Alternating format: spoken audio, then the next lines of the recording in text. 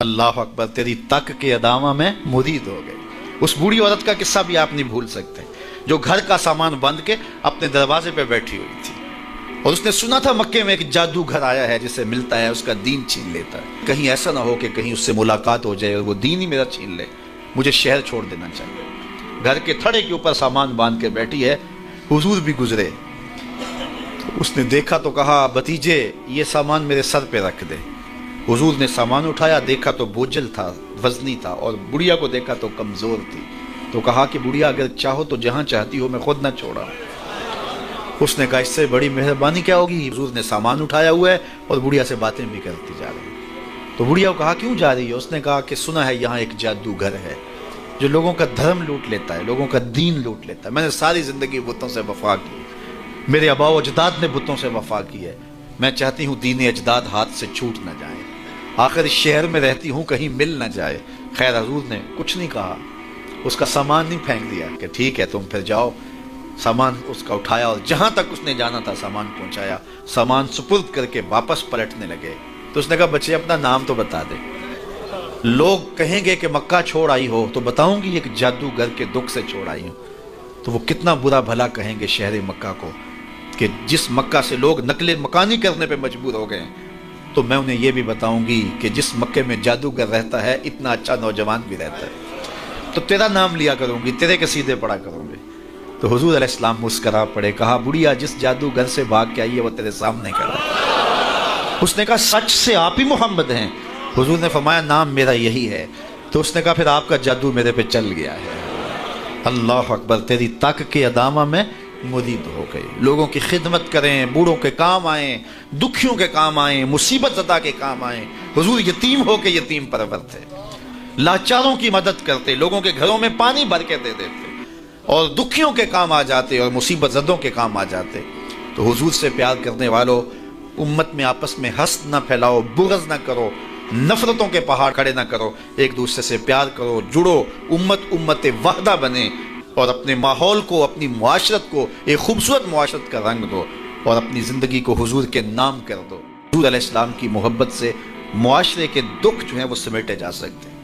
आका करीम अलैहिस्सलाम ने मोहब्बत से ही मुआशरत को जो है वो अपने करीब किया और लोग ईमान की दौलत से माला माल हो गए।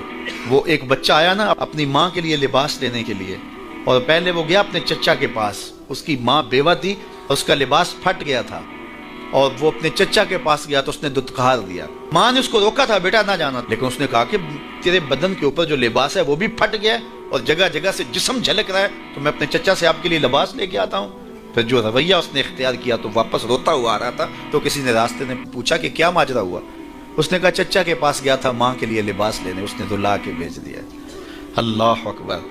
तो उसने कहा कि जा सेने हरम में मोहम्मद नाम का एक शख्स बैठा हुआ है, अगर तू अपना दुखड़ा उसके सामने पेश करे तो वो उम्मीद है तुम्हें रद्द नहीं करेंगे, लेकिन सुन ले उनका दीन कोई और है।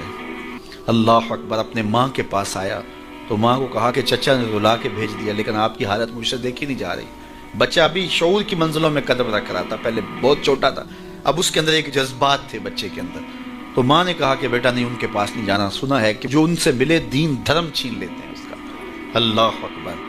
तो हुजूर अलैहिस्सलाम के पास जाने से माँ रोकने लगी, लेकिन बच्चे ने कहा कि अम्मी मैं पक्का रहूँगा, बुतों का वफादार रहूँगा, तुम इस टेंशन को, इस परेशानी को छोड़ दो। और हुजूर की खिदमत में हाजिर हुआ। हुजूर सेहने हरम में चादर ओढ़े बैठे हुए थे और जाके कहने लगा मैं पहले बात आपसे कर लेता हूँ, आपका दीन मैंने कबूल नहीं करना। हुजूर मुस्करा के बोले बेटा बताओ किस लिए आए हो। कहा मेरी माँ बेलिबास है, मैं आपसे लिबास लेने आया। हुजूर ने चादर रहमत उतार के उसके कंधों पर डाली। अल्लाह अकबर।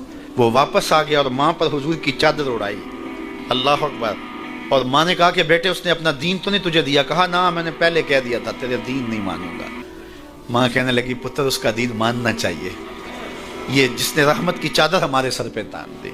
कुछ लोग कहते हैं जी बस मैं तो अल्लाह की मखलूक की खिदमत करता हूँ, मैं तो हज भी नहीं किया, उसके पैसे भी गरीबों को दे दिए। वो तबलीग करते हैं लोग कि जनाब कुर्बानी के पैसे भी अगर गरीबों में दे दिए जाए तो ये ज़्यादा अच्छा है, उनकी मदद हो जाए। तो वो इस खिदमत खल्क में इतना गुलूफ कर जाते हैं कि वो इस्लाम के शियार का मजाक उड़ाने लग जाते हैं, और जो इबादत वाले हैं उन्हें हमसाये को देखने का मौका भी नहीं मिलता।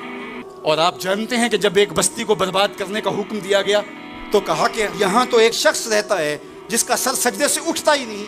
کہا میرے بندوں کے اوپر قیامتیں ٹوٹیں اور ان کے اوپر ظلم اور جبر کے پہرے ہوں اور اس کے ماتھے پہ شکن نہیں آتا, اس کے سمیت ہی بستی کو لٹ کے رکھ دو. یار عبادت کرتے ہو لیکن ہمسایوں کا خیال بھی رکھو. میرے حضور علیہ الصلوۃ والسلام نے لعاب پھینکا نا تو صحابہ نے اپنے ہاتھوں پہ لے کے اپنے منہ پہ مل لیا. آپ نے عشق اور محبت کی لوگ داستانیں بڑی سنی ہوں گی. لوگوں نے نہریں بھی کھودی, لوگوں نے محبوبوں کے لیے کیا کچھ نہیں کیا, لیکن آج تک آپ کو ایسا نہیں ملا ہوگا کسی محب نے محبوب کا لعاب بھی چاٹا. کائنات میں یہ انوکھا باب ہے. تو حضور علیہ الصلوۃ والسلام نے فرمایا کہ تمہیں اس چیز پر کس نے ابھارا کہ میرا لعاب بھی اپنے چہروں پہ مل رہے ہو؟ انہوں نے کہا اللہ اور اس کے رسول کی محبت نے. تو میرے حضور نے اس کی نفی نہیں کی, لیکن ساتھ ہی فرمایا اگر کوئی چاہتا ہے کہ اللہ اس کے رسول سے محبت کرے اور اللہ اور اس کا رسول اس سے محبت کرے تو وہ ہمسایوں کے حقوق کا خیال رکھے. یعنی تمہارا یہ پہلو بھی, تم عاشق رسول بھی ہو لیکن ہمسایوں کا بھی تو خیال رکھو. تمہارے گھر پہ جھنڈا تو لگا ہے حضور کے میلاد کا, لیکن اگر ہمسایوں کے گھر میں اندھیرا ہے تو یار اپنے گھر میں اس سال اگر چراغاں نہیں کر سکے, غریب ہمسائے کا میٹر کٹ گیا اس کا بل دے دو, آمنہ کا لال زیادہ خوش ہوگا, میلاد والا رسول زیادہ خوش ہوگا. اس لیے دونوں پلڑے برابر رکھو.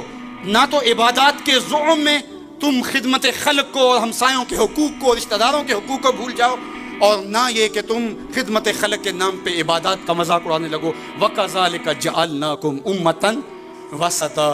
ادارت المصطفیٰ دونوں بازوؤں کے ساتھ اڑنے کی فکر رکھتا ہے اور امت وسط کے مزاج کو لوگوں میں راسخ کرنا شروع ہوتا ہے. ظاہر ہے جب کبھی اس بازو پہ زور پڑے تو کبھی اس بازو پہ زور پڑے تو بازو جھکنے لگتے ہیں, تو میرا اللہ مدد کرتا ہے, نصرت دیتا ہے.